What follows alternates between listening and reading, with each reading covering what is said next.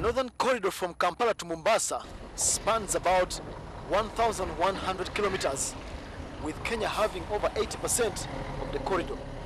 When the heads of state sing what is now the infrastructure song, they mean business. The member states must remember that one crucial stimuli for socio-economic transformation is infrastructure. Roads, the railways. The Kampala-Mombasa road is in quite good shape and improvements are evident. For instance, the Jinja-Mbalala section in Uganda and the Timboroa-Malaba section. Both these sections were estimated to cost $26 million, supported by the EU and African Development Bank, among others. For some in the private sector, this development is a challenge. The private sector needs to step in urgently. Otherwise, not much is going to happen. The infrastructure will exist, but if there is no capacity.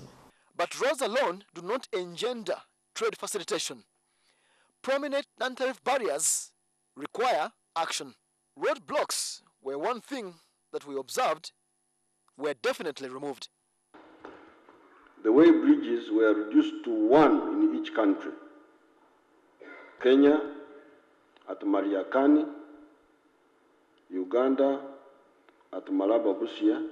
A few meters behind me is the famous Mariakani Way Bridge, which is supposed to be the first as you leave Mombasa and the only one expected between here and Nairobi.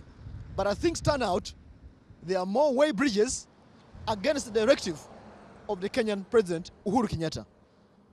Mariakani is the only way bridge expected between Mombasa and Malaba. But then there's this bridge at Girigiri between Nairobi and Malaba in Kenya.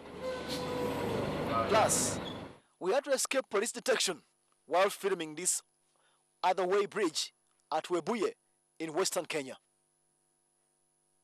When it comes to Uganda, the one at Busitama is expected there. But then there is one in Jinja also. So while the president speaks of 2 way bridges, there are at least 5 of them from Mombasa to Kampala. What we did not see were the notorious mobile way bridges, especially in Kenya. However, in keeping with infrastructure development, Malaba is abuzz with new structures on both sides of the border.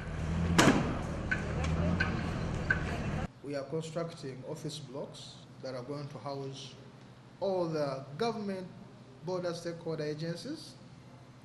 And then in such a scenario, then it will reduce the hebu our customers go through. You know, if you want customs, go to the round building. If you want National Bureau of Standards, move to the other office. If you want police, jump across a fence to go to Malaba town. The leaders of the countries along the northern corridor mean business when it comes to infrastructure. But if the way bridges should be 2, there are still 5.